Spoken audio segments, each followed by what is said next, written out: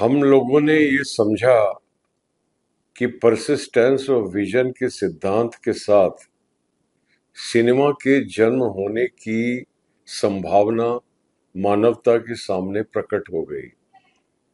यदि हम इसको समझ के चलें कि ये तकरीबन 1815 के आसपास हुआ, give and take 25 years here or there, because so many people were working on this principle.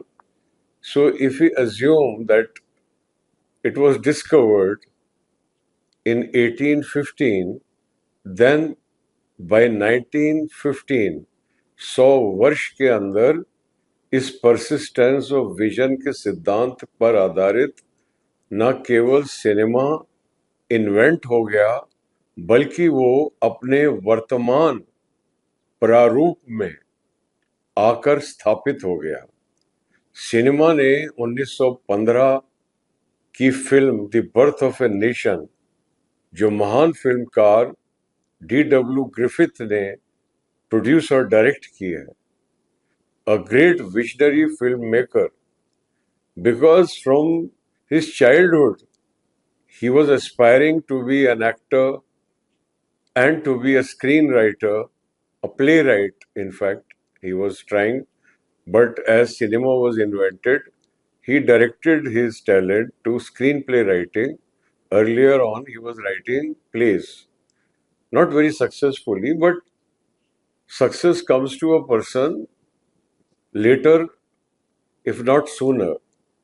So it came to him in 1915, and we can see that there is a director who is working consciously, who is not working intuitively, he is working very consciously. So to understand what D.W. Griffith did, let's go back to Lumiere brothers. What were Lumiere brothers doing? What Lumiere brothers were doing, that they were placing the camera on a tripod at an eye level, and the shot that you see, all their films are one shot movies. A shot is when the time and space are continuous in real time. ऐसे करके आप इसको define कर सकते हैं without getting confused कि एक shot जो होता है वो एक घटना कोई भी घट रही है, उसके सामने आपने कैमरा लगा दिया और आप उसको शूट कर रहे हो, तो उसका परिणाम क्या निकल के आएगा? उसका परिणाम ये निकल के आएगा कि जब वो शॉट चलेगा तो उसके अंदर की जो स्पेस है और उसके भीतर का जो समय है, जो टाइम है, they will be continuous without any interruption in real time. The time contained in a shot is the real time, not cinematic time. Cinematic time takes place when the cuts start taking place, but we are very far away from that. In 1895, we are taking shots depending on the length of the film in the magazine. Whatever उस time पे जिस लंबाई की film manufacture हो रही थी, और वो डायरेक्टर के हाथ में, फिल्म मेकर के हाथ में नहीं था, वो जो भी फिल्म की लंबाई थी, वो जब खत्म हो जाती थी फिल्म, तो वो शॉट खत्म हो जाता था, फिल्म खत्म हो जाती थी। यानी कि उन्होंने लगाया कैमरा, ट्रेन आके रुकी, लोग उतरने लग गए, जब जाके फिल्म खत्म हो गई, that is the end of the film, arrival of a train. I hope you are understanding. But in 1899, George Méliès, what he does, instead of shooting these happenings like Lumiere brothers, what they are shooting are happenings which can be called spontaneous incidents taking place around us in our society. Workers leaving a factory, parents feeding their infant or watering the garden, gardener. All these films, of Lumiere brothers are are incidents, common incidents which are occurring in real life. They are the forerunners of today's documentaries or realistic films. Whereas in 1899, George Méliès, he introduces a new concept and he brings the storytelling. He begins to narrate a story. So he narrates the story of Cinderella. But even while he is narrating the story, what he is doing, that he is placing his camera the same way as Lumiere brothers are placing, but instead of shooting a spontaneous incident or an event, he is staging uh, an event before the camera, which later on came to be known as the scene. A scene is the smallest unit of a film that is narrating a story. Any film, any film which we are watching, from the latest film Chhawa to the most oldest film Gone with the Wind, or even earlier than that, whatever films we are watching, they comprise of scenes. वो scenes से फिल्मों का निर्माण होता है. जहां तक कि कथानक का प्रश्न है, where the narrative is concerned, the scene is the smallest unit of a film. Scene के अंदर, how will we define a scene? We will define a scene, an incident or an event in which the time and or space are continuous. जब भी किसी घटना के अंदर time में break आएगा, यानी कि है तो हम उसी लोकेशन पर अगला सीन चालू हो रहा है 4 घंटे बाद, तो ये जो 4 घंटे का जो लैप्स है, that will make the next scene separate from the previous scene, क्योंकि टाइम लैप्स हो गया. या सीन चल रहा है और अगला सीन कट करते हैं किसी और लोकेशन में, लोकेशन चेंज होगी जोग्राफिकली, वी गो एल्सवेयर, तो स्पेस डिसकंटिन्यूअस होगी, तो वो अगला सीन हो गया, वो प्रीवियस सीन एंड हो गया.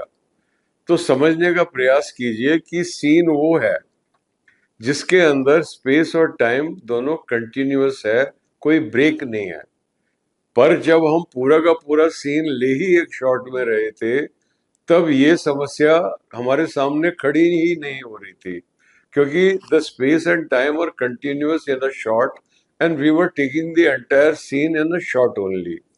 तो जॉर्ज मेलियस की चाहे ट्रिप टू मून हो, इम्पॉसिबल वॉयज हो या सिंड्रेला हो, वो सारी की सारी फिल्मों के अंदर वही का वही शॉट है, जो एक थिएट्रिकल शॉट हम कह सकते हैं. जब हम नाटक देखने जाते हैं और जब हम बैठ के नाटक देख रहे होते हैं, तो हमारे सामने एक फिक्स्ड फ्रेम होता है स्टेज का, और वही फिक्स्ड फ्रेम रहता है कंटिन्यूअस, तकरीबन वैसा ही फ्रेम. ये अब तक चाहे जॉर्ज मेलियस हो, चाहे उनके पहले लुमियर ब्रदर्स हो, चाहे भारतवर्ष के अंदर तकरीबन उस समय पर जो शुरू कर दी थी हरिश्चंद्र, सखाराम भाट वड़ेकर हो, चाहे कोई भी हो, वो सारे के सारे जो थे वो अपने कैमरे को एक आई लेवल पे रख के एक ऐसा फ्रेम बना रहे थे जैसा कि हम स्टेज प्ले देखते समय हमको दिखाई देता है दर्शक के तौर पर. हमें पहली बार एक मिड क्लोजअप दिखाई देता है at the beginning of the great train robbery, और जिसके अंदर एक काउबॉय आके पिस्टल को ऐसे करके फ्रेम में लाता है और कैमरे की तरफ फायर करता है. That's a mid close up. और उसके बाद जब फिल्म चालू होती है तो सारे के सारे शॉट्स वैसे के वैसे ही हैं जैसे कि जॉर्ज मेलियस की फिल्मों में थे, जैसे कि लुमियर ब्रदर्स की फिल्मों में थे. कोई बड़ा परिवर्तन घटित नहीं होता है इनके अंदर. तो हमने कहा था कि 1907 के आसपास, या बल्कि 1907 में, D.W. Griffith, an aspiring director and a screenplay writer, he approached Edwin Porter, but his script was turned down and he was just given a role in his film Rescued from the Eagle's Nest. And then D.W. Griffith started, in order to survive you have to do something. तो उसने समझा मैं actor ही बन जाता हूँ, तो junior artist के भी, जिसको एक्स्ट्रा बोला जाता था उन दिनों में, उनके वो रोल करने लग गए थे। लेकिन साल भर के अंदर उनकी जान पहचान बढ़ी और फिल्म उद्योग में ऐसे ही सब सारी कहानियां ऐसे ही बनी हुई हैं। तो जान पहचान बढ़ी एक सिनेमाटोग्राफर के साथ, जो उनको बायोस्केप कंपनी के पास ले गए, और जहाँ के डायरेक्टर की मृत्यु हो गई थी और उनका बेटा जिसको सौंपा गया था, तो वो उस रेस्पॉन्सिबिलिटी को डिलीवर नहीं कर पा रहा था। तो उन्होंने ट्राई किया कि ये नए बंदे को एज ए डायरेक्टर चांस देते हैं। उन्होंने जो फिल्म बनाई एडवेंचर्स ऑफ डॉली एक बच्ची की, वो बहुत लोगों को पसंद आई और उसी साल उन्होंने 80 और फिल्में बना डाली। कहने का मतलब यह है कि 1908 से डी डब्ल्यू ग्रिफिथ की जर्नी चालू होती है एज ए डायरेक्टर, और वो 1915 में आके वो फिल्म लेके आते हैं 3 घंटे की, the first blockbuster, the first very very very big blockbuster.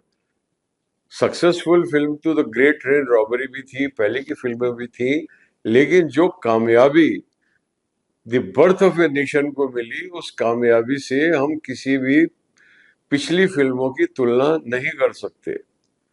और एक दो साल के बाद डी डब्ल्यू ग्रिफिथ ने चार्ली चैपलिन, मैरी पिकफोर्ड और एक और डायरेक्टर के साथ मिलके यूनाइटेड आर्टिस्ट करके कंपनी हॉलीवुड में लॉन्च कर दी। He gave birth so that the independent artists could work without the pressure of the studios that had become prominent powers in Hollywood by that time. So, cinema is a very, very, very interesting, yet a very complex subject. ये critics लोग खड़े हो जाते हैं और आजकल तो mic लेके ऑडियंस भी बाहर निकल रही होती है, उससे सवाल कर रहे होते हैं। अरे ऑडियंस को ज्यादा सवालों के जवाब नहीं पता और होने भी नहीं चाहिए। बस वो इतना कहेगा फिल्म पसंद आई कि नहीं पसंद आई, रश्मि का भट्टाना का कैसा लगा, डिक्शन कैसा हुआ, ये मतलब ऑडियंस खुद तो बिगड़े हुए हैं ही हैं, ऑडियंस को भी बिगाड़ रहे हैं। ये पिक्चर को रिव्यू करना बहुत कॉम्प्लिकेटेड काम है, बहुत ही कॉम्प्लिकेटेड काम है। हम इतने अभी तक एपिसोड बना चुके हैं और अभी तक हम सिर्फ पेरिफेरी पे है सिनेमा की। हम समझने का प्रयास कर रहे हैं कि what is cinema, what is the syntax and the grammar of cinema. The syntax and the grammar of cinema was fully evolved, invented and implemented by D.W. Griffith in 1915 with his blockbuster The Birth of a Nation। उसके अंदर कुछ नियम निकल के आते हैं cinema के, और जो सिनेमा की जो सबसे बड़ी प्रॉपर्टी खड़ी होती है कि वो है property of editing, the property of the cut. किसी भी और टेम्पोरल आर्ट को सिनेमा के अलावा डांस, म्यूजिक और ड्रामा, ये 3 टेम्पोरल आर्ट है, जो कलाएं हैं जो समय के भीतर कंस्ट्रक्शन करती हैं, लेकिन किसी भी कला को कट की सुविधा उपलब्ध नहीं है। ये कट जो है ये सिनेमा की एक्सक्लूसिव प्रॉपर्टी भी है और सिनेमा की पावर भी है। इसको एक एपिसोड में नहीं समझा जा सकता। बहरहाल डी डब्ल्यू ग्रिफिथ को क्रेडिट दिया जाता है कि he invented the long shot, the mid shot and the close shot as we know them today. And long shot से भी एक बड़ा शॉट होता है extreme long shot. Extreme long shot और पेनोरामिक शॉट, जब आप किसी बहुत ही पेनोरामिक सेट को, कोई बहुत बड़े सेट का एक ओवरऑल व्यू लेते हैं, जिसके अंदर एक्टरों का जो साइज है वो छोटा हो जाता है compare to the overall ambience, that is surrounding the actors, where the emphasis is there on the actors, called a panoramic shot or extreme long shot. Then we have number two, long shot. Then we have a mid long shot. Then we have a mid shot. Then we have a mid close. Then we have a close. And then we have an extreme close. What is an extreme close? Extreme close up would be the tight shot of the lips of an actress or the eye of an actor, or if he is doing something with his hand, then we take an extreme close up of his hand.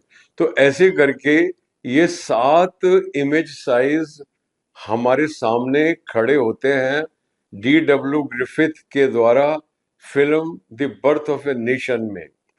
Extreme long shot number 1, long shot number 2, mid long number 3, mid number 4, mid close number 5, close 6 and extreme close number 7. ये एक तरीके से जिस तरह संगीत में सा रे गा मा पा धा नी सा ये 7 सुर हैं, इसी तरह सिनेमा में ये जो 7 ये वेरिएशंस हैं, these are the variations in the image size. ये जो फ्रेम है हमने समझा था कि पूरी की there is no movement, it's an illusion. What we are seeing is a very rapid projection of still pictures, still frames.